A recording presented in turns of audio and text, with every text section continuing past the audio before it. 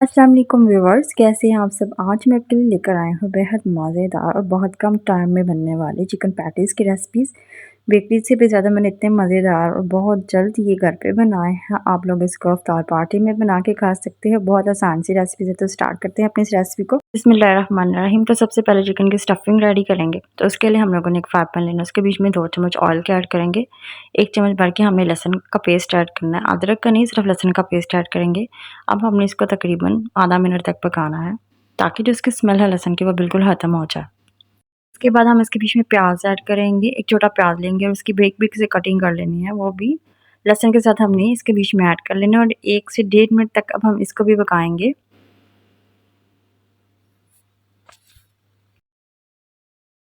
1 minute तक मैंने लहसुन और प्याज को पका लिया। अब हमने इसके बीच में चिकन ऐड करना है। तो चिकन को मैंने पहले उबाल कर लिया था, बाद में मैंने शैडर कर लिया था। तो चिकन हम इस तरह से इसके बीच में ऐड करेंगे। चिकन को भी तकरीबन 1 मिनट तक हमने पकाना है। 2 बड़ी सब्ज़ मिर्चें लेंगे और इनकी बारीक से कटिंग कर लेंगे, वो भी इसके साथ इसके बीच में ऐड कर लेंगे। साथ ही हमने आधा चम्मच इसके बीच में नमक ऐड करना है। आधा चम्मच हम इसके बीच में धनिया पाउडर ऐड करेंगे। आधा चम्मच हमने इसके बीच में चिली फ्लेक्स ऐड करनी है और आधा चम्मच हमने इसके बीच में काली मिर्चों का पाउडर ऐड करना है। अब इन सारी चीज़ों को मज़ीद हम पकाएंगे। स्पाइसेस मैंने बहुत कम में ऐड की हैं और जितनी मैंने ऐड की हैं इसके साथ ही जो आपके पैटीज़ से बेहद मज़ेदार बनेंगे। लास्ट में हमने इसके बीच में 1 चम्मच भर की मायोनीज़ ऐड करनी है। मायोनीज़ ऐड करने के बाद दोबारा से हम इसको मिक्स करेंगे। चिकन की स्टफिंग बिल्कुल रेडी हो गई है। चूल्हे की फ्लेम हम ऑफ कर देंगे। ना ही हमें आटा गूँथने की ज़रूरत पड़ेगी और ना ही हमें पफ पेस्ट्रीज़ की ज़रूरत पड़ेगी। तो हम इसको फ्रोज़न पराठों के साथ बनाएँगे। तो यहाँ पे मैंने तकरीबन 4 फ्रोज़न पराठे ले लिए थे। इसका कवर हम उतार देंगे, थोड़ा-सा नरम होने देंगे। राउंड शेप का अब आप कोई ढक्कन ले लें या आप कोई कटर ले लें, जो भी आपके पास है। तो मैंने एक ढक्कन लिया था। अब हम इसको फ्रोज़न पराठे के ऊपर रखेंगे और इसकी कटिंग करेंगे। बहुत राउंड शेप में हमने फ्रोज़न पराठे की कटिंग करनी है। बहुत आसानी से ये कटिंग हो जाएगी। दोबारा से मैंने जितने भी पराठे उन सबकी कटिंग कर ली थी। अब एक पराठे का पीस लेंगे जिसकी हमने राउंड शेप में कटिंग किया, उसको प्लेट के ऊपर रखेंगे। चिकन की स्टफिंग जो हमने रेडी किया वो इसके ऊपर ऐड करेंगे, इसके सेंटर में ऐड करेंगे। बहुत एहतियात से हमने सेंटर के इसके बीच में ऐड करनी है ताकि ये साइडों से नहीं निकले। इसके बाद एक और पीस पकड़ेंगे, इसके ऊपर रखेंगे और ऊपर से इसको प्रेस करेंगे बहुत हल्के हाथ से। अब हमने एक फ़ोर्क लेना है और फ़ोर्क की हेल्प से हम चारों तरफ से इसको क्लोज़ कर लेंगे। तो प्लेट को हम घुमाते जाएंगे, साथ ही इसको क्लोज़ करते जाएंगे।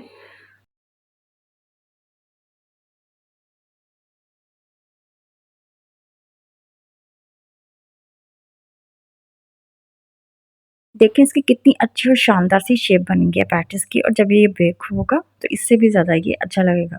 एक बेकिंग ट्रे लेंगे, उसको पहले ऑयल के साथ ग्रीस करेंगे, उसके ऊपर फिर हमने बटर पेपर लगा देना है और बटर पेपर आपने लाज़मी लगाना है। तो अब दूसरा पैटीज़ भी हम बना लेते हैं। एक और पराठे का पीस लेंगे, उसके बीच में भी चिकन की स्टफिंग हमने सेंटर में ऐड कर लेनी है। उसके बाद हमने एक और पीस पराठे का इसके ऊपर रख देना है और फिर हमने इसको फ़ोर्क की हेल्प से क्लोज़ कर लेना है चारों तरफ से। एक और पैटीज़ बिल्कुल रेडी हो गया है। सारे पैटीज़ हमने इसी तरह से बना लेने हैं।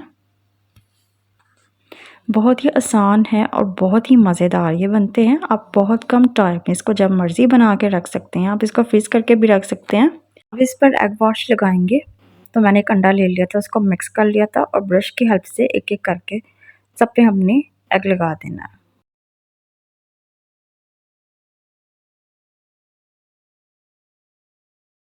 ब्लैक तिल इस पे ऐड करेंगे, तो ब्लैक तिल ऐड करने से जो इसकी लुक है वो मज़ीद अच्छी हो जाएगी और ये बिल्कुल बेकरी की तरह लगेंगे। चूल्हे पर देचकी के बीच में बेक करेंगे। तो 35 मिनट तक हमने इसको डाम कर बेक करना है और जो चूल्हे की फ्लेम है वो हमने मीडियम रखनी है। 35 मिनट के बाद बहुत ही मज़ेदार चिकन पैटीज़ बिल्कुल रेडी हो गए हैं। आप इसकी लुक देख सकते हो किस कदर क्रिस्पी बने हैं और इसकी लुक से आप बिल्कुल भी ये अंदाज़ा नहीं लगा सकते कि आपने घर पे बनाए हैं। मैंने इसको देचकी के बीच में से निकाल लिया था। अब हम इसके ऊपर से बटर पेपर भी उतारेंगे। आप इसको ओवन के बीच में भी 30 मिनट तक बेक कर सकते हैं और जब आप इसको देचकी के बीच में बेक करेंगे तो आप लोगों ने जो चूल्हे की फ्लेम है मीडियम हाई रखनी है, बहुत ज़्यादा हाई नहीं रखनी मगर आपने मीडियम हाई रखनी है और स्लो तो बिल्कुल भी नहीं रखनी, इससे बहुत ज़्यादा टाइम लेंगे। तो आप इस रमज़ान इस रेसिपी को लाजमी ट्राई करना, बहुत क्विक रेसिपी है। आप इसको अफ्तार में बना के खा सकते हैं, अफ्तार पार्टी में बना के खा सकते हैं। तो अगर आपको आज की मेरी रेसिपी पसंद आई है तो मेरे चैनल का सब्सक्राइब और मेरी वीडियो को लाजमी लाइक करें। और नेक्स्ट इससे भी किसी अच्छी और आसान सी रेसिपी तक के लिए अल्लाह हाफिज़ और अपना बहुत ज़्यादा ख्याल रखिएगा और दुआ में लाजमी याद रखिएगा।